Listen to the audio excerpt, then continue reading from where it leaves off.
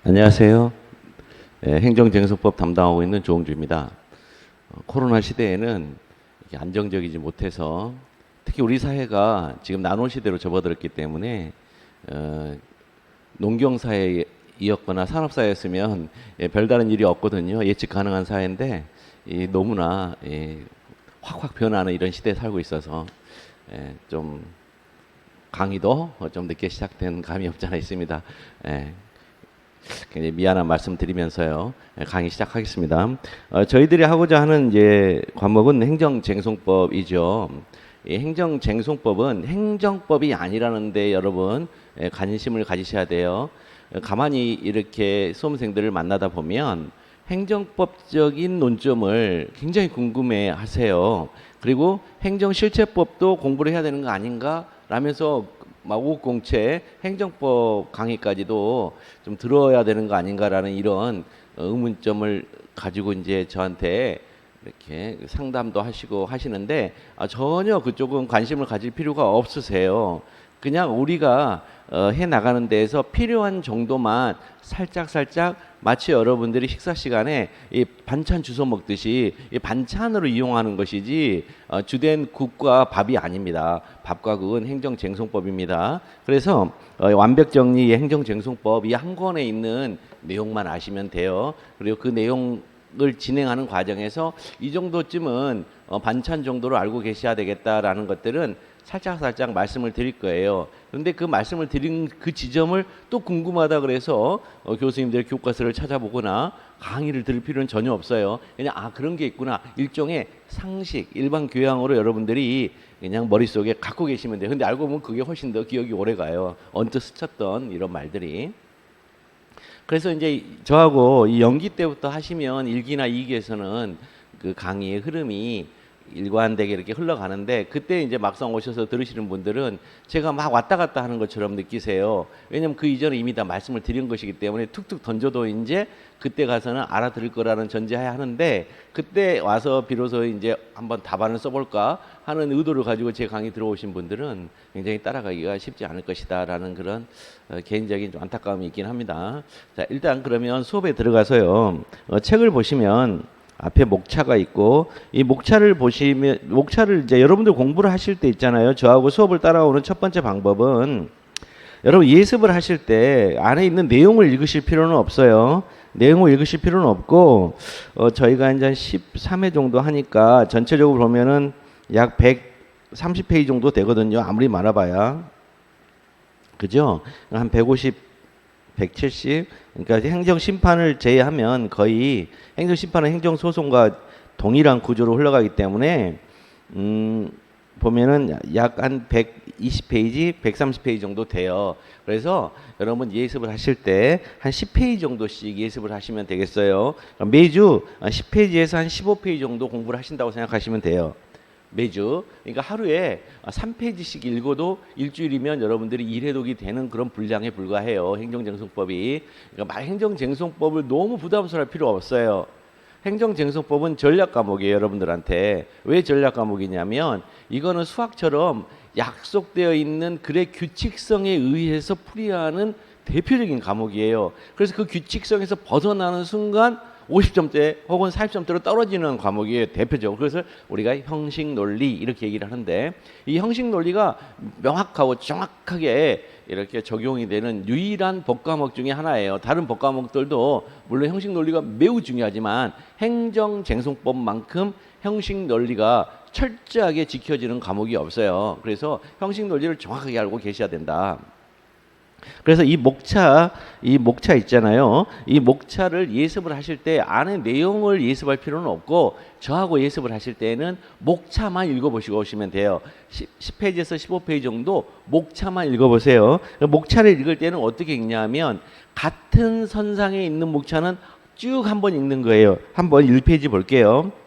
제목 차례 보면 행정소송의 전제, 그 다음에 제1장 행정소송의 의미 기능, 그런 다음에 어디 읽냐면 제2장을 읽는 거예요. 제2장 행정소송의 종류, 그 다음에 제3장 행정소송의 한계, 여기까지가 1편이죠. 자, 요것만 이제 일단 읽는 거죠. 이렇게 쭉 다시 한번 행정소송의 전제, 그러니까 행정소송을 우리가 들어가고 싶은데 프레포지션, 행정소송이라는 게 도대체 어떤 방식으로 이것들이 구축이 됐을까? 혹은 어떤 구성들을 가지고 있을까라는 것을 처음에 1장에서 얘기를 해줍니다. 1편에서. 그래서 1편을 보니까 행정소송의 전제에는 크게 세 개가 있는데 행정소송의 의의와 행정소송의 기능이 있고, 두 번째는 그런 의의와 기능, 즉 기능은 목적과 동의어입니다. 그 행정소송을 통해서 하고자 하는 목적을 달성하기 위한 종류가 과연 뭐가 있을까? 그런데 저런 종류가 있음에도 불구하고 어떤 것은 이런 종류를 이용하지 못할까? 한계, 이렇게 세 개가 있다는 거예요. 이해되시죠? 이렇게 세 개를 먼저 머릿속에 딱 얹힌 다음에 두 번째는 다시 그럼 행정소송의 의미 기능 안에는 뭐가 있냐 했더니 행정소송의 로마자 1번 행정소송의 의, 로마자 2번 행정소송의 기능, 이렇게 돼 있어요. 그래서 의, 기능, 그 다음에 두 번째 기능으로 들어갔더니 행정구제 기능, 행정통제 기능, 그리고 구제 기능과 통제 기능의 양자 사이에 목적 간에, 이 목적이라고 했으니까 기능과 목적은 같다고 그랬잖아요. 그러니까 이 양 목적 간에 우열 관계가 있을까? 혹시 구제 기능이 먼저이고 통제 기능은 부수적 기능일까? 아니면 구제 기능과 통제 기능은 동일한 병렬적 기능일까? 아니면 통제 기능이 우선 목적이고 구제 기능이 부수 목적일까? 이런 그 관계성을 살짝 얘기를 해주고 있단 말이에요. 자, 이런 식으로 여러분들이 예습을 하셔야 돼요. 머릿속에서. 그다음에 행정소송의 종류에도 개요, 종류에는 뭐가 있겠다는 개요가 있는데 이 목적에 따른 분류와 성질에 따른 분류, 그다음에 행정소송법에 따른 분류, 이렇게 세 가지가 있다, 이렇게 있죠.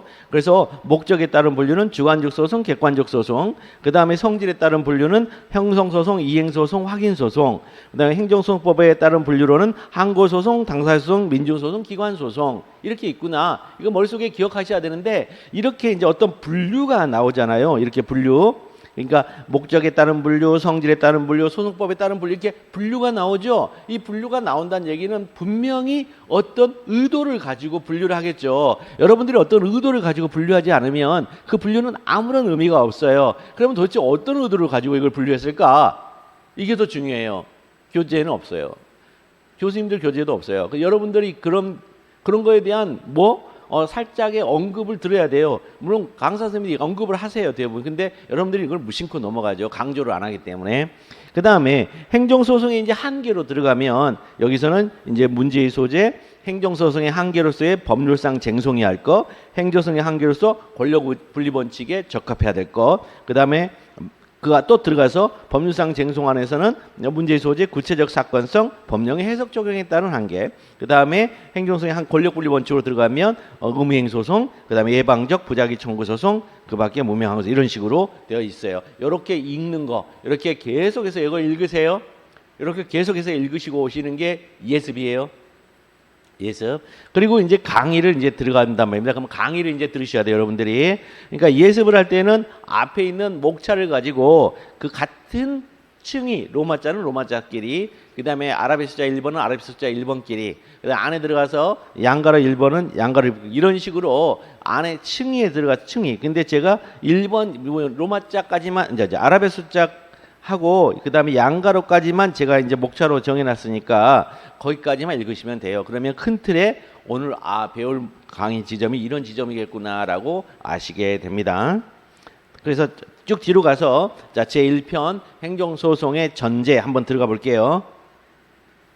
행정소송의 전제, 여러분들이 예습을 해왔으면 목차로서 1장 행정소송의 의미 기능, 2장 행정소송의 종류, 3장 행정소송의 한계가 있는데 행정소송의 한계 옆에다가 엄지척을 해놨어요. 그게 뭐냐?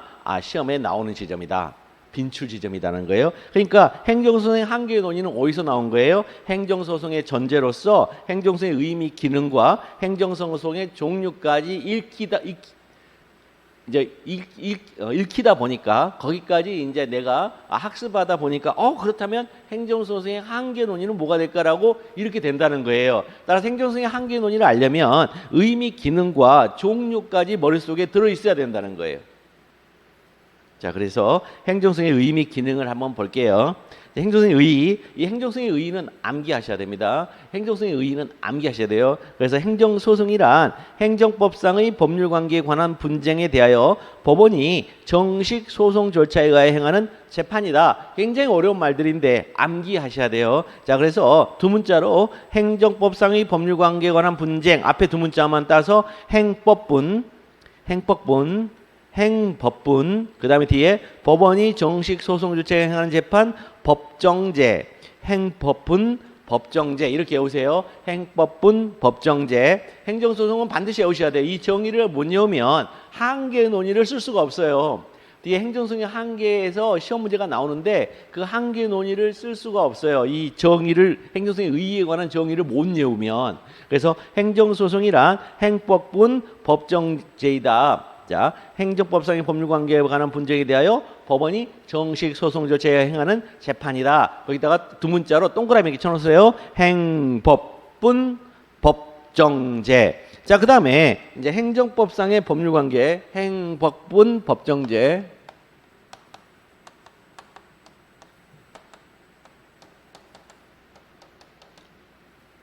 행정법상의 법률관계죠. 행정법. 그러니까 행정법상이다 이 말은 행정법이 적용된다 그런 뜻이에요.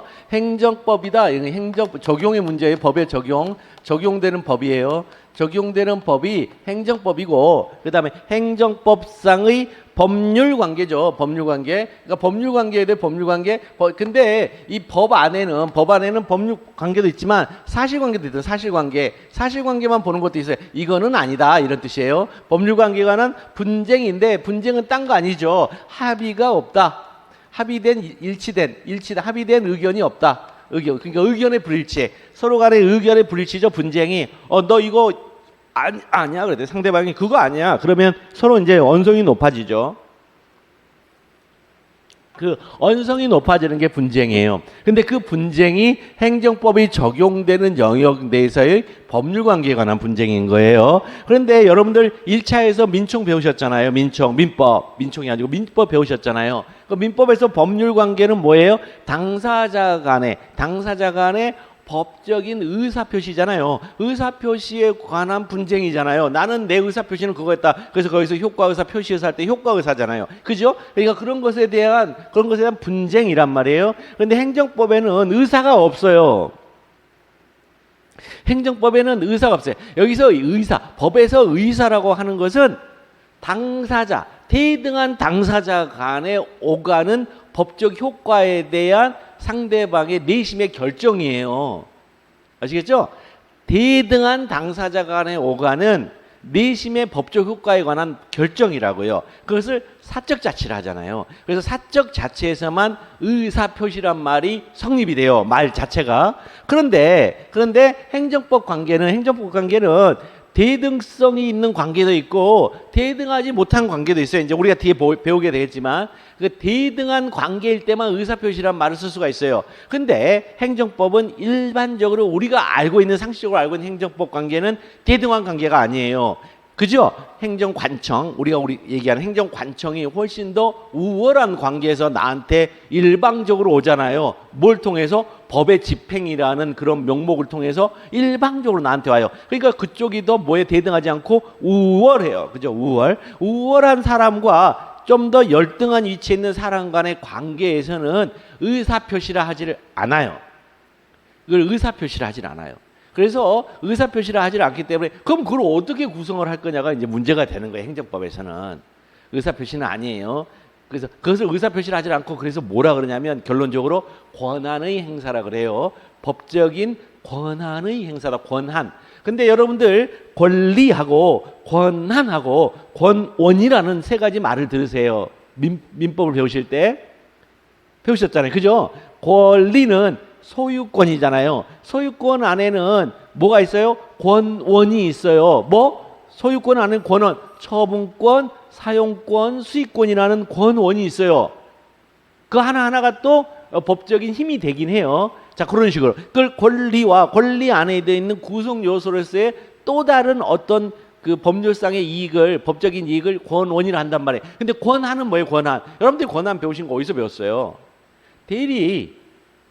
대리제도에서 배우셨잖아요. 대리권은 권리도 아니고 권원도 아니고 권한이다. 그래서 대리권한이라고 배우세요, 여러분들. 그죠? 그러니까 대리권한은 결국 뭐예요? 대리권이라는 게 본인을 대신하여 법적인 의사 결정을 해서 의사 표시를 한 다음에 누군가와 법률 행위를 하고 그 법률 행위로부터 나타나는 법적 효과는 누구한테 넘긴다? 본인에게 넘기는 것이다. 이게 대리권한이잖아요. 그죠? 그래서 여러분들 배우실 때 처분권, 예. 행정청의 처분권, 그 다음에 처분권자 이렇게 배울 때 그 처분권이 처분권한이에요. 권한.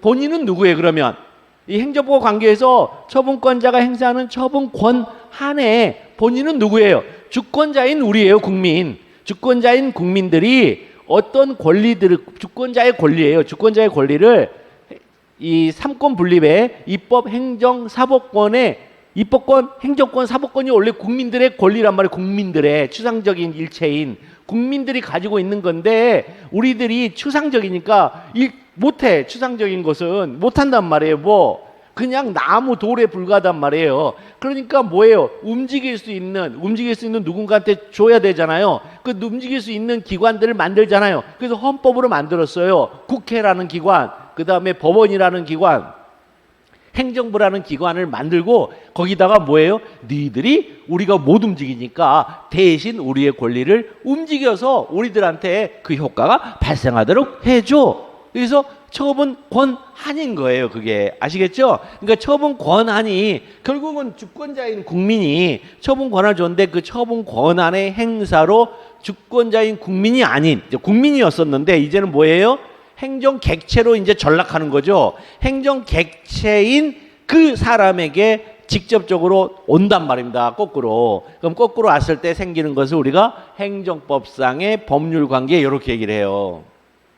느낌이 오시나요? 자, 그런 행정법상의 법률 관계에 대해서 이제 분쟁이 생긴단 말이에요. 서로 그 분쟁에 대해서 누가 하냐면 법원이 한다는 거예요. 법원이. 이 법원이 하는 게 중요해요. 법원이 한다. 법원이 그다음에 정식의 재판이죠. 정식 재판은 딴 거 아니에요. 정식 재판은 대심 구조를 말해요. 대심 구조하고 두 번째는 구두 변론을 말해요. 원칙이 대심 구조와 구두 변론을 말해요. 정식 재판은. 그래서 대심 구조라는 것은 딴 거 아니에요. 이거 하나도 어려운 말 아니에요. 대심 구조는 이제 법원이 부르죠. 법원이 불러요. 자, 처분청을 부르고, 자, 시장 군수 나와. 그 다음에 처분청이 건축 허가를 안 해주니까, 건축 허가 못 받은 국민 너 나와. 둘이 나왔어요. 국민 중에 한 사람인 거예요. 그래서 행정 객체는 국민이면 주권자가 되는데, 국민 중에 한 사람이 되면 피치자, 어려운 말로. 피치자, 행정 객체가 돼요. 그래서 행정 객체와 이제 행정 주체 간에 이제 다툼이 벌어져요. 처분권자하고. 이 다툼이 벌어졌을 때 이제 법원으로 가죠. 이 법원이 하는 거니까 법원으로 가는데 법정에서 판사가 내가 팔짱 끼고 너희들 가만히 지켜볼 테니까 둘이 싸워봐. 이러면 이거 뭐예요? 이거 UFC잖아. 이거 둘이 싸워봐. UFC잖아요.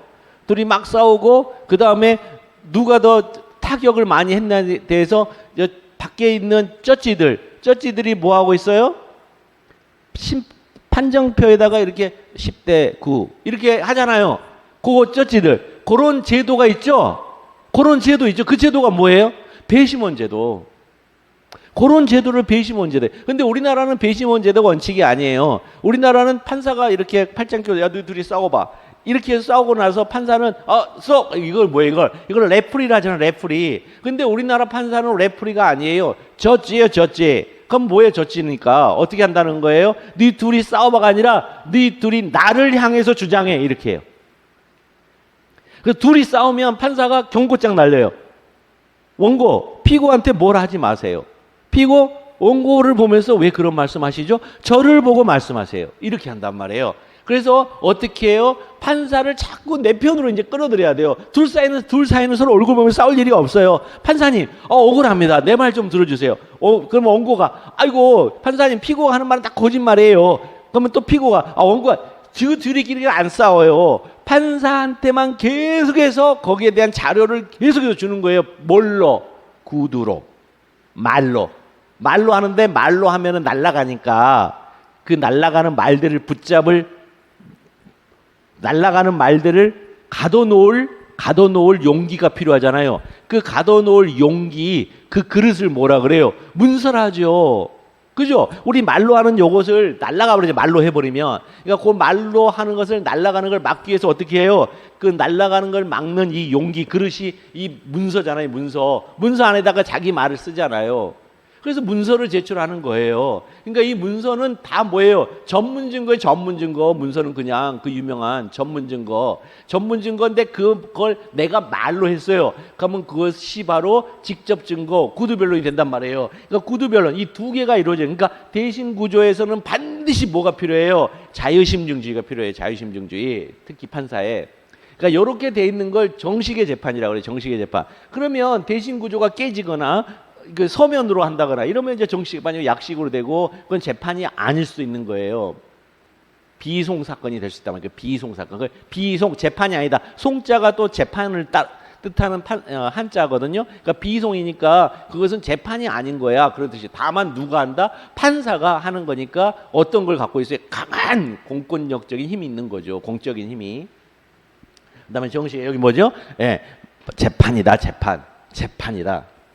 그러니까 재판이니까 반드시 뭘로 나와요? 판결문으로 나온다. 재판이니까 반드시 판결문으로 나오는 것이다. 이런 것이에요. 이걸 외우시고 계셔야 돼요. 자, 행법분 법정제. 행법분 법정제 이걸 꼭 외우셔야 돼요.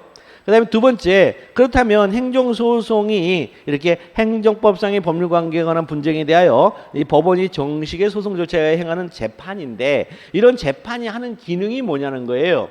이 기능이 뭐냐? 자, 행정쟁송법은 과장되게 얘기하면 99.9%가 행정소송법을 그대로 쓰는 거예요. 다시, 행정쟁송법에 답안 작성을 할 때 99.9%가 행정소송법을 쓰는 거예요. 행정소송법을 가져다가 제시하는 게 행정쟁송법 답안 작성법이에요. 이론 없어요. 이론은 그냥 뭐예요? MSG, 조미료예요, 조미료. 뭐, 왜 법에다가 이 조항을 넣었을까? 이 조항이 가지고 있는 의미가 뭘까? MSG. 그 MSG를 치는 이유는 뭐예요? 음식에다 MSG를 치는 이유는 맛있게 하려고.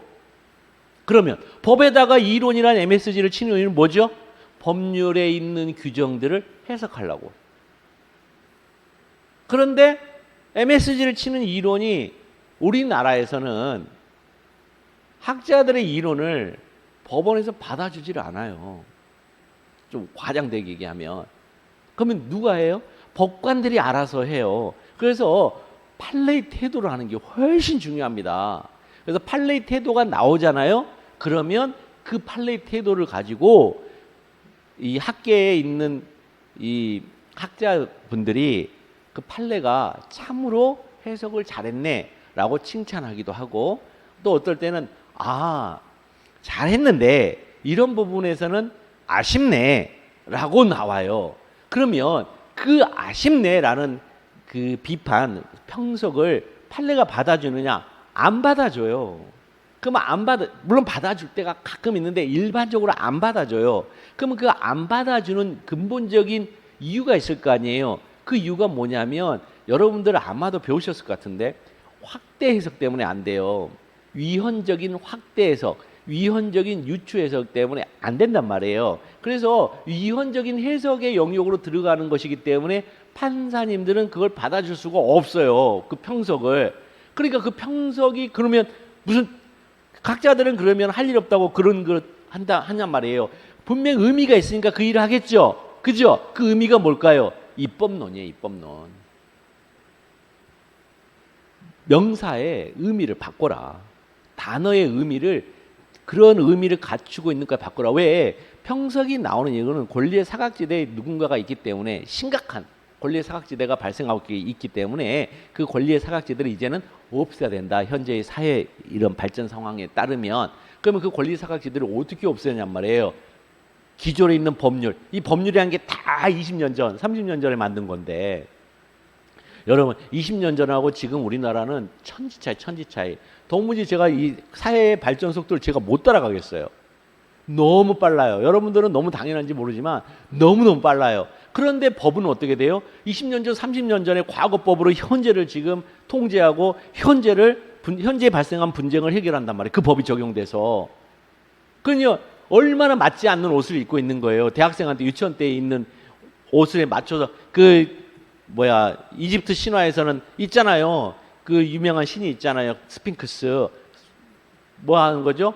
예. 침대에 묶어놓고 어떻게 하는 거예요? 침대에 묶어놓고 이 퀴즈를 낸 다음에 그 침대에 맞춰서 잘라버리는 사람을 그런 셈이 되잖아요. 그러니까 어떻게 해야 돼요? 현재의 발전 속도에 맞게 법을 거기에 침대를 늘려줘야죠. 서장훈이 누우면 늘려줘야죠.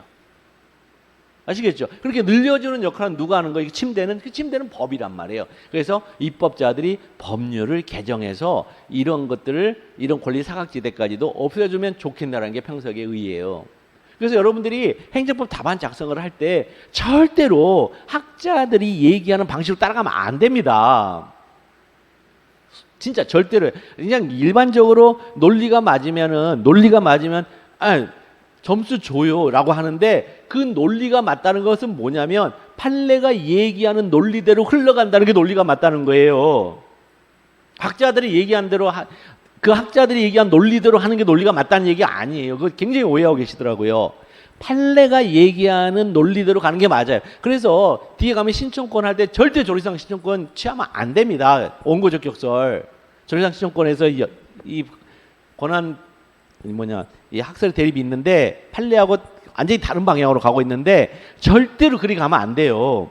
판례의 대상 적격설을 취해야 돼요. 그때 가서 한 번 더 말씀드리겠지만 거부처분에서 당연히 이유가 있어요. 왜냐하면 수미상관적으로 의무행소송을 인정 안 하고 조리상 신청권 내에서의 행정개입 청구권을 신청권을 인정 안 하기 위해서 원고적격설을 취하지 않아요. 의무행소송을 인정하면 원고적격설을 취해야 돼요. 거기 가서. 그러니까 우리나라의 이 법률 체계 앞뒤가 다 수미상관적으로 연결됐기 때문에 어디서는 원고적격설을 취하고 어디서는 대상 제청, 어디서는 의무행소송 인정하고 이렇게 하면 안 된단 말이에요.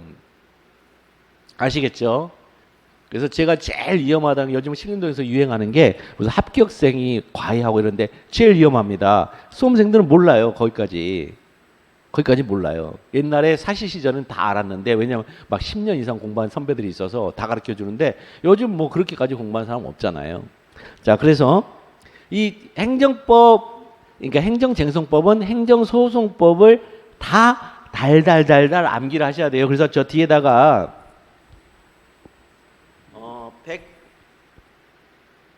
186페이지에다가 행정소송법을 뒤에다가 부록으로 넣어놨으니까 행정소송법을 시간 나는 대로 읽으세요.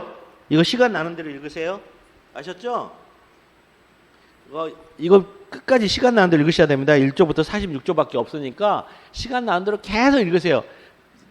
행정쟁송법이 전략 과목이 되는 기적을 맛볼 거예요. 그냥 시간 나는 대로 계속 읽으세요. 자, 그래서 행정소송의 기능으로 다시 들어가서, 그럼 행정소송의 기능은 뭐다? 행정소송법에 있다는 거예요. 자, 행정소법 1조가 목적조항이에요. 모든 법은 1조가 목적조항이에요. 아셨죠? 모든 법은 제1조가 목적조항. 여러분들 민법 제1조도 목적조항이에요. 민법. 사회보험법 제1조도 목적조항이에요. 노동법 제1조도 목적조항이에요. 그러니까 모든 법의 제1조는 목적조항이다. 그래서 목적을 보니까 이 법은 행정소송 절차를 통하여 행정청에 위법한 처분, 그 밖에 공권력 행사, 불행사 등으로 인한 국민의 권리 또는 이익의 침해를 구제하고 공법상의 권리관계 또는 법적에 관한 다툼을 적정하게 해결함을 목적으로 한다. 이렇게 해놨죠. 그래서 행정소송은 일반적으로 앞에 국민의 권리 또는 이익의 침해 구제, 행정구제 기능과 뒤에 보면은 법적에 관한 다툼을 적정하게 해결 뭐 이런 거 나왔죠. 법적인 이런 것들 행정의 적법성을 보장하기 위한 행정통제 기능을 수행하고 있다. 그러니까 왜 이걸 하냐면 이게 국민의 권리 또는 이익 침해 구제하고 그 다음에 뒤에 권리관계 또는 법적인 다툼을 적정하게 해결한다. 이 두 개가 보니까 일반적으로 보니까 이게 앞부분은 행정구제 기능이고 뒷부분은 행정통제 기능이네. 그러면 양자 중 어느 측면이 더 우선시 되는가는 각국이 채택하고 있는 실정법 제도에 따라 차이가 있지만 어느 나라의 행정소송 제도나 이 두 가지 기능을 함께 수행합니다. 그래서 행정구제 기능에서 여기서 보면 국민의 권리 또는 이익의 침해에 대한 구제제도를 확립하고 이렇게 됐죠. 그 다음에 행정통제 기능에 보면 행정법 제1조 밑줄 친 것만 보시면 돼요. 제1조 보니까 위법한 처분 등으로 인한 구제를 확립하니까 위법한 처분을 없애야 되겠죠. 그러니까 위법한 처분을 없애니까 적법성 통제다. 적법성 회복이다. 행정 통제 기능이다. 이렇게 되어 있죠.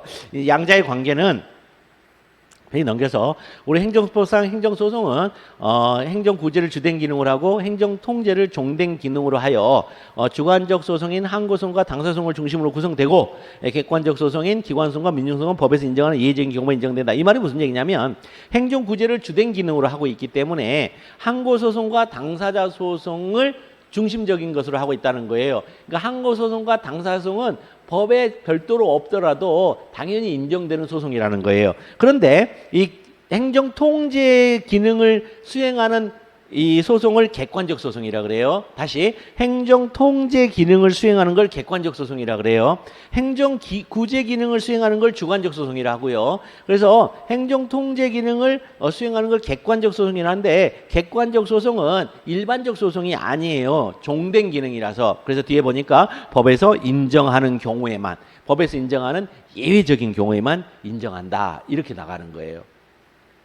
어렵지 않죠? 자, 그 다음에 그렇다면 이제 행정소송의 이제 종류로 한번 들어가 볼게요. 자, 그래서 이 행정법상의 법률관계 분쟁, 이 분쟁을 해결할 때, 자, 행정법상의 법률관계에 관한 분쟁을 해결하기 위해서 한다고 그랬죠? 이 분쟁을 해결할 때, 이걸 해결할 때 기능들인데 이 해결하는 목적이 뭐냐 했더니 첫 번째가 권리 구제를 하기 위해서 권리구제를 위해서 이 분쟁을 해결하는 방식이 있고 또 하나는 행정의 통제 기능, 행정 통제를 하기 위해서 하는 경우가 있다. 그래서 권리구제하는 것을 소송으로 뭐라 하냐? 이걸 주관적 소송이라 한다. 그다음에 이것을 뭐라 한다? 이걸 객관적 소송이라 한다. 그런데 이 주된 기능이기 때문에 이 주관적 소송은 당연히 인정이다. 당연히 인정. 근데 이거는 법에서 예외적으로 법에서 예외적인 규정을 두어야 인정이 된다. 법에서 예외적 규정을 두어야 인정이 된다. 이렇게 되는 거예요. 그러니까 이 객관적 소송은 우리 시험 범위가 아니에요. 이 객관적 소송은 우리 시험 범위가 아니에요. 우리는 여기서 시험 공부를 합니다. 여기서 시험 문제가 다 여기서 나와요. 주관적 소송에서 다 나옵니다. 올해도 저기서 다 나왔죠, 시험이. 이유가 있는 거예요, 이렇게. 자, 그래서 행정소송이 그러면 이제 종류로 들어가 볼게요. 동일하게 법전을 봅니다. 법전. 행정소송법 제3조를 봤더니 행정소송의 종류라는 표제어가 있고요. 제목이 있고 그다음에 행정소송은 다음에 4가지로 구분한다. 그래서 항고소송, 당사자소송, 민중소송, 기관소송 이렇게 돼 있죠. 여기서 항고소송과 당사자소송은 무슨 소송? 주관적 소송. 항고소송과 당사소송은 주관적 소송 따라서 당연히 인정되는 것이고 그 다음에 3호 이 호로 읽어요. 호로 3조 밑에는 호라 그래요. 그래서 1호 2호 그다음에 3호 민중소송과 4호 기관소송은 이 행정통제를 위한 소송이기 때문에 이게 법에서 예외적으로 규정했을 때만 인정을 해줘요.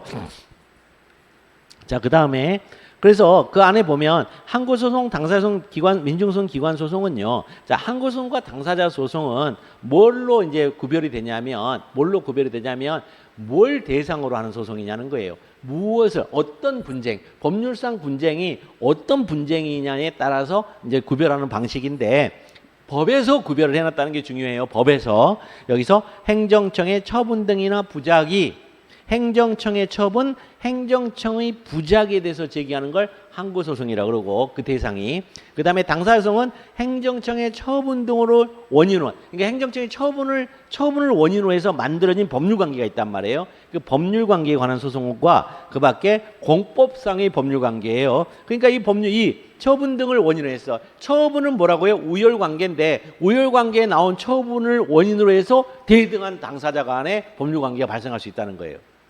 다시 행정청의 처분이라는 우열관계 행정청과 그 다음에 행정객체인 나와의 우열관계에서 처분이 발생했어요. 그 처분이 발생했는데 그 처분 있잖아요. 그 처분을 원인으로 대등한 당사자 간의 법률관계가 발생할 수 있다는 거예요. 그걸 원인으로. 그게 첫 번째고 두 번째는 그냥 공법상의 법률관계는 뭐냐면 행정주체 있죠. 행정주체와 행정주체 객체인 나를 뭐라고 보는 거예요? 그냥 대등한 당사자로 보는 공법이 있다는 거예요. 그러니까 행정부, 국가하고 국민 사이, 국민 중에 한 사람 사이를 대등한 사이로 보는 법이 있다는 거예요. 민법이 있지만 공법이 별도로 있다는 거예요. 자, 그걸 공법상의 법률관계라 그래요. 자, 이런 식으로 하는 것을 그 법률관계 한쪽 당사자를 픽으로 한다. 그렇게 하는 거. 이걸 당사자 소송이라 합니다. 그 다음에 이제 민중소송과 기관소송은 자, 여기 보면은 자기의 법률상 이익과 관계없이 민중소송. 자기의 법률상 이익과 관계없이 이게 핵심 키워드예요. 자기의 법률상 이익과 관계가 없다. 이 말은 무슨 얘기예요? 자기의 법률상 이익에 침해가 없다 이런 뜻이에요. 자기의 법률상 이익에 침해가 없다. 그러니까 침해가 없는데 어떻게 소송을 제기하냐는 거예요. 내가 손해 본 게 없는데 그랬더니 그거는 행정통제. 행정이 저렇게 가면 안 되지. 행정은 적법해야지. 라는 그런 사고를 가지고 있는 소송이다. 그 다음 민중소송도 국가 또는 공공단체의 기관이, 이제 기관소송도 국가 또는 공공단체의 기관 상호 간에 있어서의 권한존부 그 행사에 관한 다툼이 있을 때 이에 대해 제기하는 소송이다. 이렇죠? 그러니까 이거는 뭐예요? 국민들 간의 소송이 아니에요. 국민의 소송이 아니고 기관들 사이의 소송이에요. 자, 그러면 여기서 기관이란 말을 여러분이 이제 굉장히 이제 힘들어 하는데 기관은 민중은 뭐냐? 민중 옛날 민주주의 뭐 하면서 이제 운동권에서 얘기했죠. 그다음에 기관이 뭐냐? 이 민중은 이제 되게 좋은 말이에요. 좋은 말. 자꾸만 이제 좌빨 이러면서 자꾸 이제 좌파 이렇게 해서 그러는데 그게 아니고 민중이란 건 되게 좋은 말이에요. 좋은 말. 민중은 뭐냐면 아무런 국가적 권한이 없는 사람들을 민중이라 그래요. 국가적인 권한과 아무런 관계없는 사람을 민중이라 그래요. 그런데 민중 소송이 되려면 이 민중이 어디까지의 사람의 범위 사이즈가 어디까지의 사이즈인지를 꼭 뭐예요? 법으로 밝혀줘요.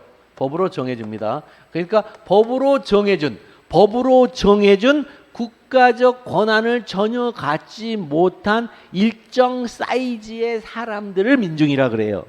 다시 법으로 정해주는 일정 사이즈의 국가적 권한을 전혀 갖지 못한 사람들, 그걸 민중이라 그래요. 그래서 법으로 정해주는데 대표적으로 누가 하냐면 선거권, 일정의 선거인단, 그러니까 10만인 이상의 뭐 이렇게 나가거나, 그 다음에 그 주민들이에요.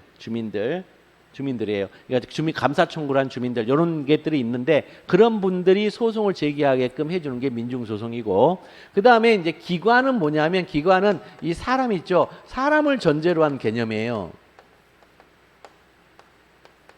이 기관이라는 건 사람을 전제로 한 개념이에요. 그러면 여러분 민법에서 배우셨어요.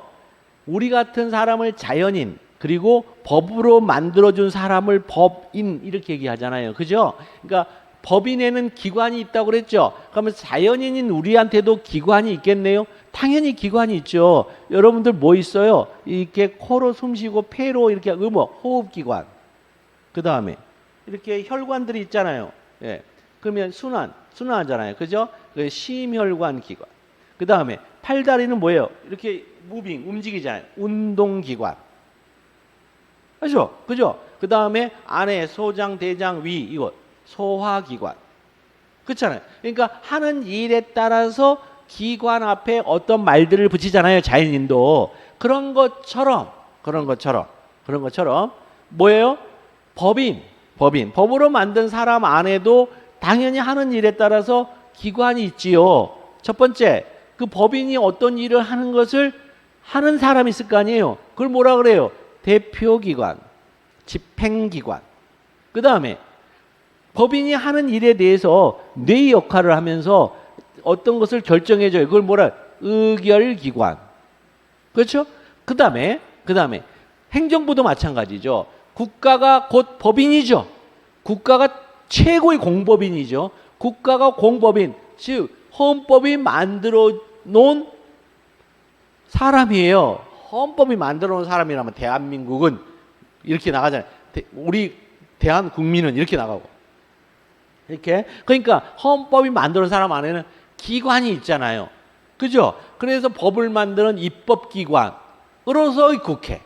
그 다음에 만들어진 법을 집행하는 집행기관으로서의 행정부.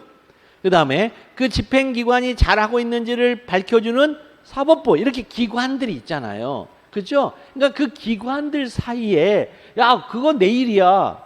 근데 왜 네가 내 일을 해? 이렇게 서로 다툴 수도 있고 야 그거 내 일이 아닌데 왜 나한테 시켜?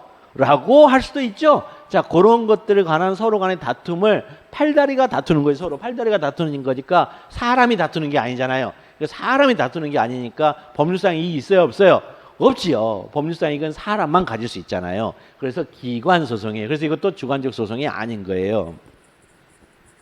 자 그래서 그 정의는 반드시 여러분들이 행정소송법을 매번 읽으면서 익혀놔야 돼요. 그러면서 여러분들이 스스로 이렇게 분석을 해보세요. 항고소송, 행정청의 처분 등이나 부작위, 그 다음에 에 대하여 제기하는 소송, 그다음에 당사소송, 행정청의 처분을 원인으로 하는 법률관계하는 소송, 그 밖에 공법상의 법률관계하는 소송, 그 다음에 법률관계 한쪽 당사자를 피고하는 소송, 그 다음에 민중소송, 국가 또는 공공단체의 기관이 법률에 위반되는 행위를 한 때, 예, 그죠? 국가 또는 공공단체의 기관이 법률에 위반되는 법률 행위를 한 때 직접 자기의 법률상 이익과 관계없이 그 시정을 구하기 위하여 제기하는 소송. 네, 기관소송, 국가 또는 공공단체 기관 상호 간에 있어서의 권한의 전부 또는 그 행사에 관한 다툼이 있을 때에 대하여 제기하는 소송. 다만 헌법재판소법 제2조의 규정에 헌법재판소의 관장사항으로 되는 소송은 제한다. 이게 뭐예요? 이건 권한쟁의 심판이라고 그래요. 이걸 밑줄 치고 밑에다 권한쟁의 심판. 그 다음에 자 4조에 가면 당사소송, 항고소송, 당사소송, 민주소송, 기관소송이 있는데 그 중에 항고소송은 또 다음과 같이 구분한다. 그래서 항고소송을 나눠줘요. 그래서 취소소송, 무효동항의소송, 부작위방해소송 이렇게 나눠주죠. 자 여기서 항고소송이 나오죠. 어려운 말 아니에요. 이 항자라는 건 뭐다? 저항 할 때의 항자예요. 항자. 항의 할 때의 항자예요. 항의할 때 한자예요. 그러니까 받아들이지 못한다. 그럴 때 저항, 항이고 이 고라는 것은 공권적 결정을 고라 그래요. 공권적 결정을 고라 그래요. 그래서 여러분들 배우셨어요. 고 어디서 배웠냐면 여러 사람들한테 국민 여러분들한테 자 우리는 이렇게 공권적으로 결정을 내렸습니다 라면서 알리는 행위를 뭐라 그래요? 공고한다 그래요. 그걸 공고. 그러니까 고자라는 말은 공권적 결정을 고라 그래요. 그러니까 공권적 결정에 나는 항의할 거야. 근데 항의를 하는데 어떤 형식으로 항의를 한다? 소송의 형식으로 항의할 거야. 이걸 항고소송이라 그래요. 어렵지 않죠? 자, 그래서 공권적 결정에 대하여 항의하는 소송을 항고소송이라 그래요. 그러면 공권적 결정이 어떻게 나와야 항고소송인데 그랬더니 공권적 결정의 주체가 누구예요? 처분청이라는 거예요. 그렇죠? 지금 4조에 보니까 행정청인데 처분청인데 사실 행정청에